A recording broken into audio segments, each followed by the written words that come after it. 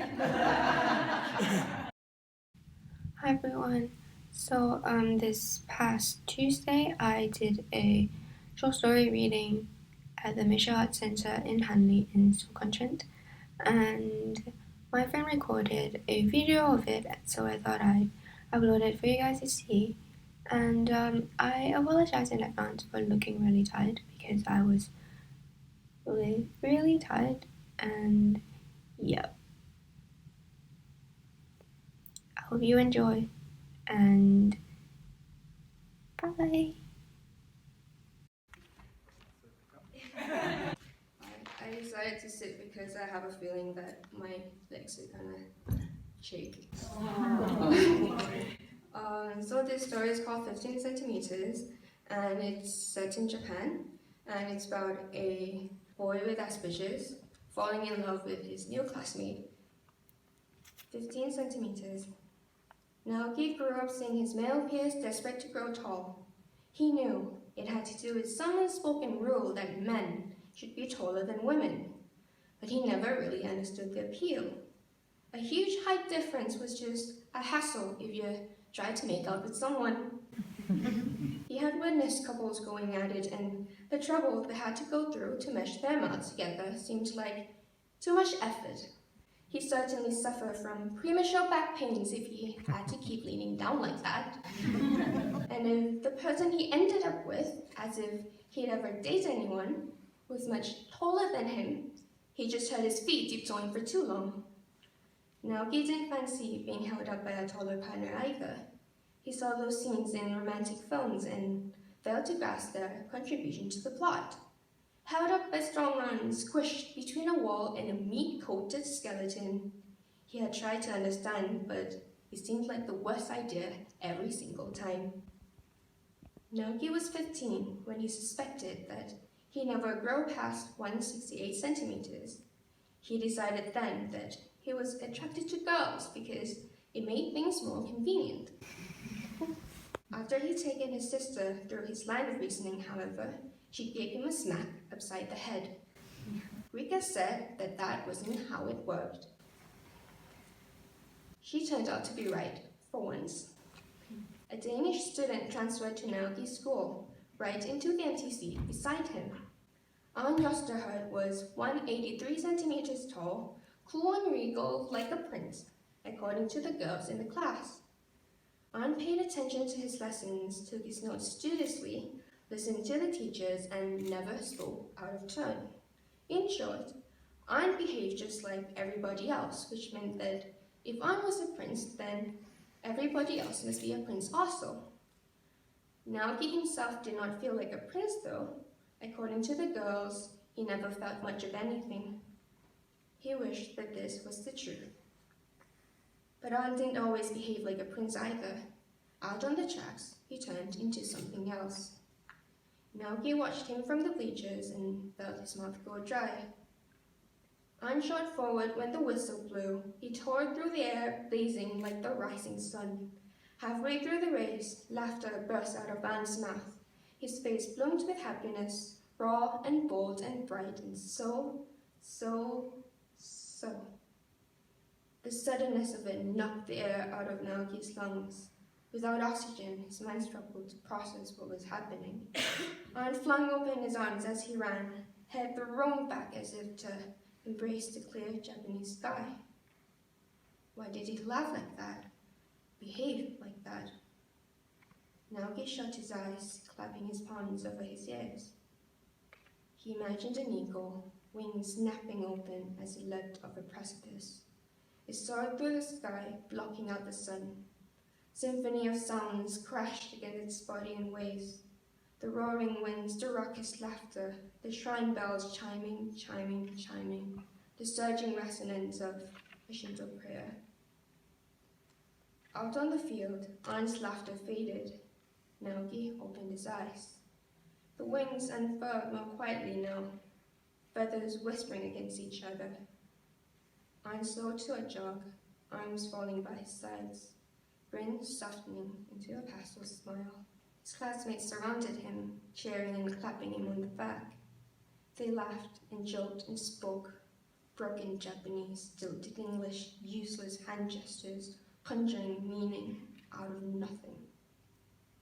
Naoki felt out of place, icky in his own skin. The sun burned his name, beads of sweat slipped down the indent of his spine. He got off the bleachers. The PE teacher shouted after him, but he did not look back. Naoki burst into the nurse's office. Rika looked up from her desk. Her mouth moved, but he couldn't understand a single word. The only thing inside him was Anne's laughter. It rang in his ears, drummed in his bones until his body shook with it. Naoki breathed in deep, soaking in the coolness of the air conditioning. His heart began to cool. "What's wrong now? Are you hurt?" Naoki went to the bed furthest from Rika's desk. He drew the curtain shut on his sister's worried face. "Do you feel sick? What happened?" she asked from the other side of the partition. Naoki knew she needed to hear more than the babbling truth, but the truth was all he had, and he hadn't examined it properly yet. "I couldn't think. The sun was too hot," Naoki said. Rika sighed. "Now, you were in PE. It's not physics."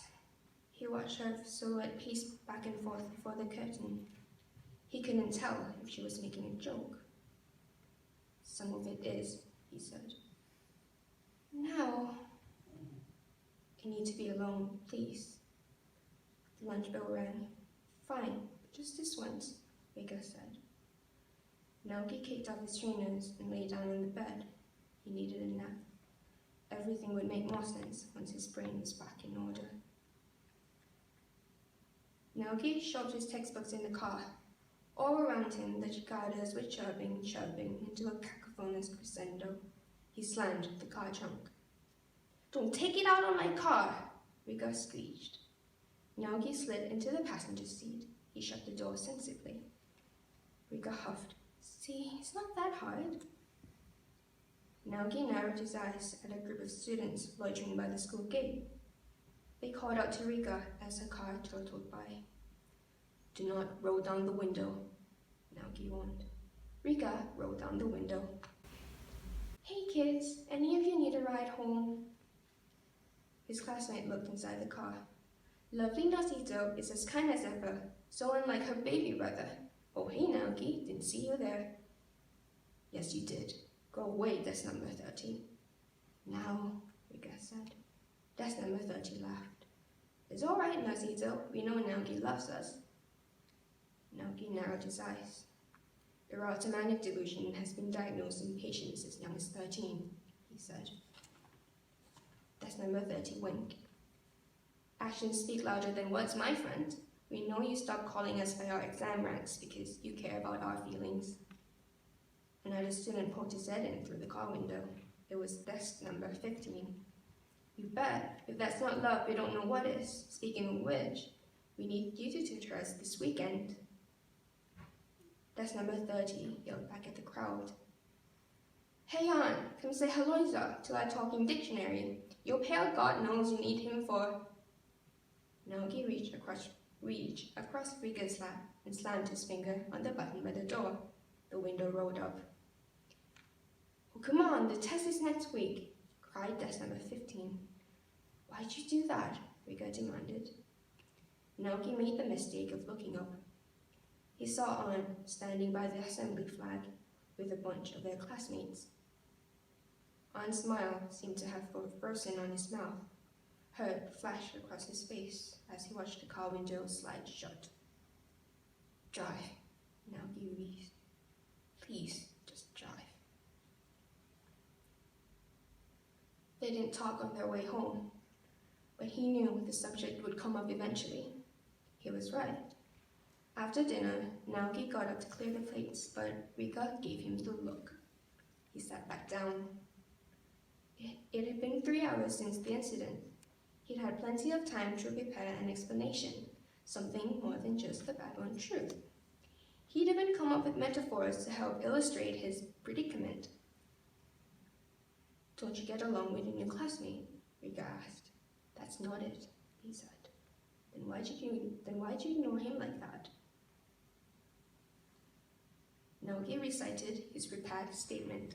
Iron's got my heart in a vice, and the traitorous organs develop Stockholm syndrome. It refuses to be dissuaded by any amount of logic. Silence fell between them. He counted down from 10 inside his head. Rika's eyebrows disappeared beneath her fringe. You what? She blurted out. What I just said, can't you understand? Rika swatted her hand like she wanted to wave away the last 10 seconds of their conversation. She laughed.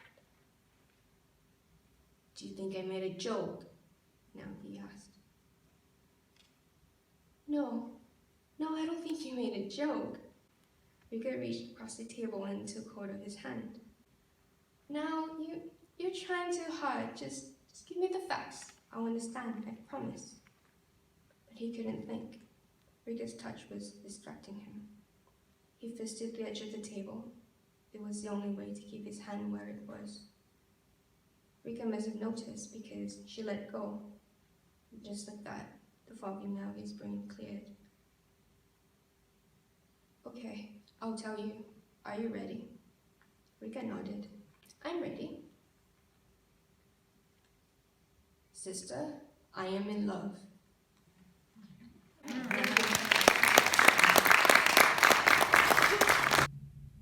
If you watched this far, thank you. Bye.